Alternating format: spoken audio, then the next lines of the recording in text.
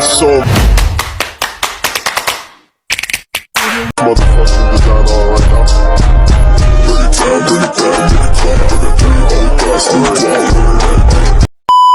Gara-gara melawan arah dan berkendara di atas trotoar, pemotor di Koja, Jakarta didorong mundur petugas. Meski begitu, pelanggar lalu lintas itu tidak diberi sanksi tilang.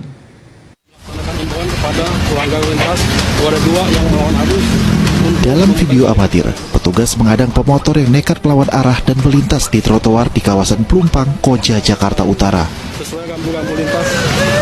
Meski tidak ditilang, pengendara yang membandel diminta mundur sambil mendorong sepeda motornya. Diduga, aksi nekat para pemotor tersebut demi menghindari lokasi putaran arah yang dinilai jauh. Namun, tindakan itu justru berpotensi membahayakan pengendara lain, termasuk pejalan kaki di trotoar. Lagi saat patroli, di situ menemukan pelanggaran berupa melawan arus, kemudian anggota berhenti, kemudian memberikan teguran kepada pengguna jalan yang melawan arus tersebut untuk tidak melanggar rambu lalu lintas. Guna menekan maraknya perilaku berkendara lawan arah, polisi bersama pemerintah Kota Jakarta Utara membuat sodetan jalan dari arah Jalan Yosudarso menuju kawasan Semper.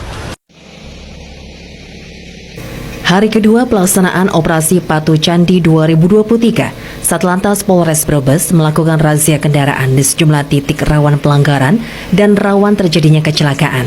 Seperti halnya yang dilakukan pada Selasa pagi, belasan personil Satuan Lalu Lintas ini melakukan penindakan secara manual kepada pengguna kendaraan yang melanggar, seperti kendaraan berplat nomor yang masa berlakunya habis maupun kendaraan tidak memasang plat nomor, termasuk kendaraan berknalpot tidak sesuai standar maupun kendaraan bak terbuka yang mengangkut muatan di atas tonase. Tidak hanya itu, polisi juga memberikan apresiasi dengan memberikan coklat kepada anak-anak yang memakai helm saat menumpang sepeda motor. Kasat Lantas Polres Brebes AKP Edi Sukamto menekankan kepada anggotanya untuk tidak berperilaku arogan, apalagi melakukan pungutan liar. Polisi diminta bersikap humanis, edukatif, dan persuasif. Sementara data dari Satlantas Polres Brebes, pada hari pertama operasi Patu Candi, ada 50 pelanggar lalu lintas yang dilakukan penilangan. Trihandoko, RCTV, Brebes.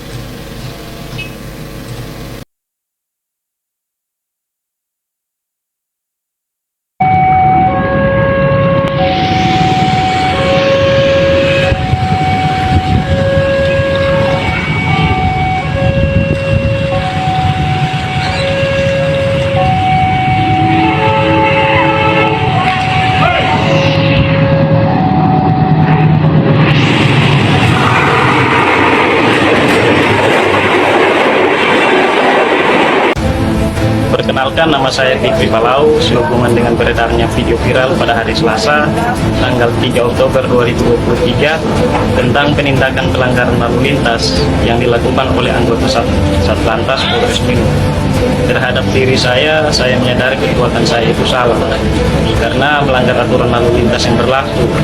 Untuk itu saya mohon maaf kepada pihak kepolisian, dalam hal ini Polres Minahasa Utara, terlebih khusus Satlantas Polres Minahasa Utara.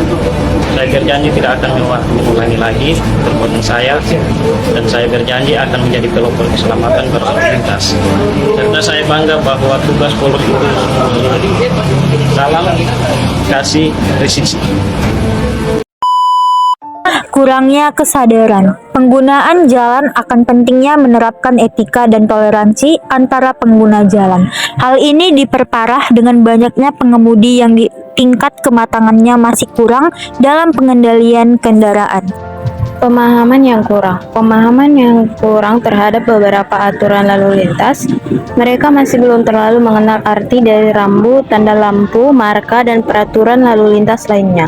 Dampaknya, rambu-rambu dan aturan lalu lintas lainnya seolah menjadi pajangan semata di jalanan, sehingga tingkat pelanggaran lalu lintas pun tak kunjung turun. Jalanan yang rusak, kondisi jalan yang buruk dapat memicu terjadinya pelanggaran lalu lintas. Misalnya, pengendara yang melanggar aturan lalu lintas karena ingin menghindari lubang atau kerusakan jalan. Terburu-buru. Saat seseorang terburu-buru, besar kemungkinan ia akan melakukan segala cara agar bisa lebih cepat sampai ke tujuan. Hasilnya, orang tersebut pun tidak akan mengindahkan aturan lalu lintas. Ia akan menerobos lampu merah, melawan arus lalu lintas, hingga melalui jalanan yang seharusnya tidak boleh dilewati. Ikut-ikutan pengendara yang lainnya yang melanggar aturan lalu lintas. Banyak pengendara yang melanggar aturan lalu lintas hanya karena mereka ikut-ikutan pengendara lain. Padahal sebenarnya mereka memiliki kesadaran bahwa tindakan tersebut salah dan melanggar aturan.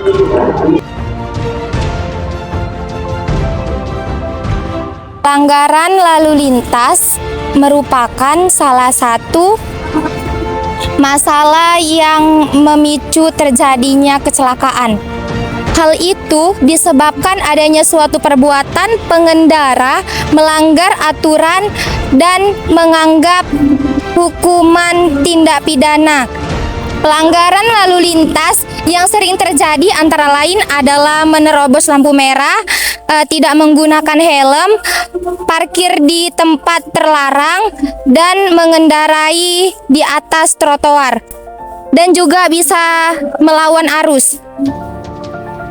Kelengkapan berkendara faktor utama penyebab terjadinya pelanggaran lalu lintas termasuk minimnya pengetahuan tentang aturan rambu lalu lintas serta kebiasaan melawan arus jalan. Sanksi untuk pelanggaran lalu lintas dalam pasal 287 ayat 1, setiap pengendara yang melanggar rambu lalu lintas dipidana dengan pidana kurungan paling lama 2 bulan atau denda paling banyak Rp500.000. Pelanggaran lalu lintas masih sering terjadi baik di kota besar sampai wilayah pedesaan. Padahal pemerintah sudah menetapkan aturan-aturan dalam berkendara, tetapi masih saja ada yang melanggar aturan tersebut. Kurangnya kesadaran rendah dalam pelanggaran lalu lintas dapat dicakup perilaku mengabaikan aturan jalan. Nah, kurangnya perhatian terhadap tanda dan sinyal lalu lintas serta kurangnya kepedulian terhadap keselamatan diri dan orang lain di jalan.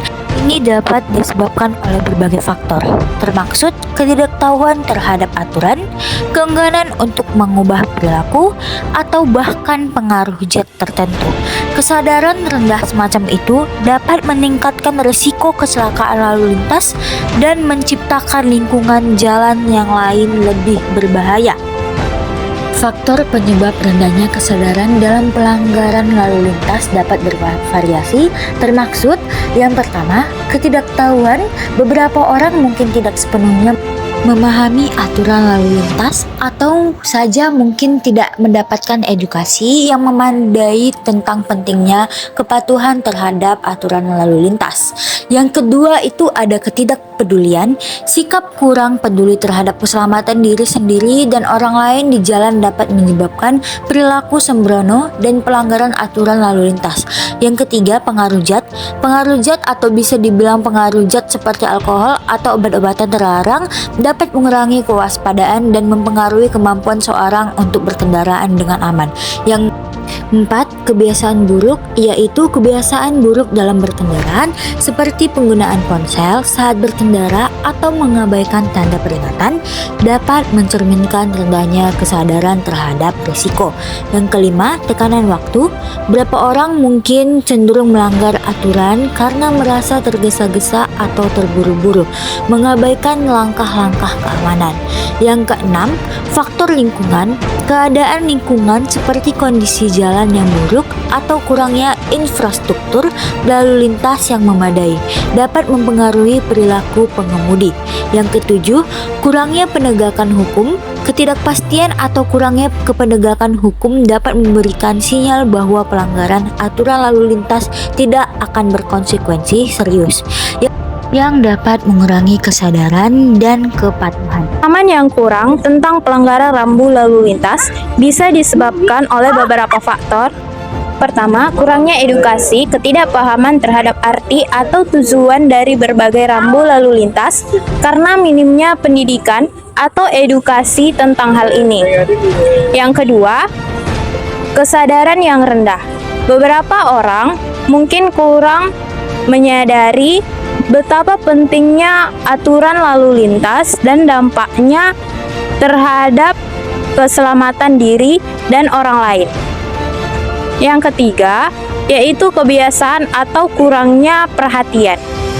Terkadang pelanggaran rambu lalu lintas terjadi karena kebiasaan yang buruk atau kurangnya perhatian terhadap rambu yang ada. Jalanan yang rusak dapat menyebabkan pelanggar lalu lintas karena dapat mengakibatkan kondisi jalan yang tidak rata. Yang tidak aman, salah satunya contohnya ialah lubang, retakan, atau permukaan jalanan yang tidak rata dapat mengganggu kendaraan, memperlambat, serta atau bahkan menyebabkan kecelakaan. Pengemudi cenderung melanggar aturan lalu lintas atau berpindah jalur secara mendadak untuk menghindari kerusakan tersebut. Meningkatkan risiko kecelakaan dan pelanggaran, perbaikan dan pemeliharaan jalan yang baik menjadi kunci utama untuk mencegah kondisi ini. Beberapa faktor penyebab jalan rusak yang dapat mengakibatkan pelanggaran lalu lintas meliputi: yang pertama adalah kondisi cuaca ekstrim, hujan deras, banjir, atau bahkan perusakan jalan yang mendapat perusakan jalan. Yang kedua ialah kurangan pemeliharaan jalan yang tidak mendapatkan pemeliharaan secara rutin yang mengalami kerusakan lebih cepat seperti retakan dan lubang. Volume lalu lintas yang tinggi, jalan yang sering dilalui oleh kendaraan berat atau volume lalu lintas yang tinggi dapat menyebabkan kerusakan dan kerusakan yang lebih cepat. Yang keempat ialah material konstruksi yang tidak tepat. Material konstruksi yang tidak tepat dapat menyebabkan cuaca yang dapat mempercepat kerusakan. Yang kelima, ada pembangunan yang tidak dapat tepat, yaitu desain jalan yang kurang sesuai dengan dan kurang memperhatikan faktor-faktor lingkungan dapat menyebabkan kerusakan. Yang keenam, ada usia jalan. Usia jalan yang semakin tua, sebuah jalan semakin besar kemungkinan mengalami kerusakan yang struktural. Yang ketujuh, ada ketidakseimbangan beban. Pembagian beban lalu lintas yang dapat tidak merata dapat menyebabkan kehausan pada bagian tertentu dari jalan, yaitu pemeliharaan material yang tepat dan perencanaan pembangunan yang cermat dapat membantu mengurangi resiko kerusakan jalan yang dapat menyebabkan pelanggaran lalu lintas.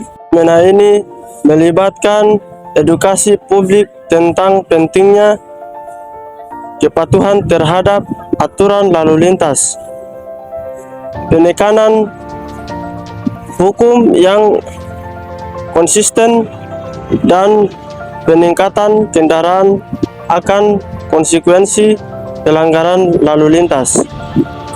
Kesimpulan, pelanggaran rambu lalu lintas dapat menyebabkan resiko kecelakaan yang serius dan juga bukan hanya mengancam keselamatan pengendara tetapi juga keselamatan umum. Kepatuhan terhadap rambu lalu lintas adalah kunci untuk memastikan keselamatan di jalan raya serta mengurangi kemungkinan terjadinya kecelakaan masyarakat. Perlu memahami pentingnya patuh terhadap aturan tersebut untuk menciptakan lingkungan lalu lintas yang aman bagi semua orang. Yaitu perlunya kita dapat mengenali dan memahami arti serta tujuan dari berbagai macam rambu lalu lintas serta menyoroti risiko dan konsekuensi dari melanggar rambu lalu lintas baik bagi diri sendiri maupun orang lain, dan juga mendorong kesadaran akan pentingnya keselamatan dan patuh terhadap lalu lintas demi menciptakan lingkungan yang lebih aman. Satu masalah yang memicu terjadinya kecelakaan. Hal itu disebabkan adanya suatu perbuatan.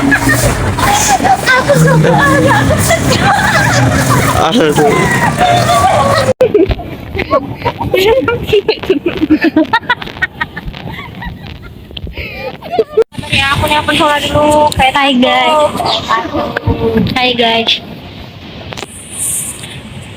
Sangat apa kita? Sangat apa ya? Sangat diterpa angin FNIPA. Hai guys. Hai Alfa. Saya juga. Hai juga. Dadah Alfon. Dadah gitu. Cepet lah Alfon. Dadah. Mana? Gimana? Sudah.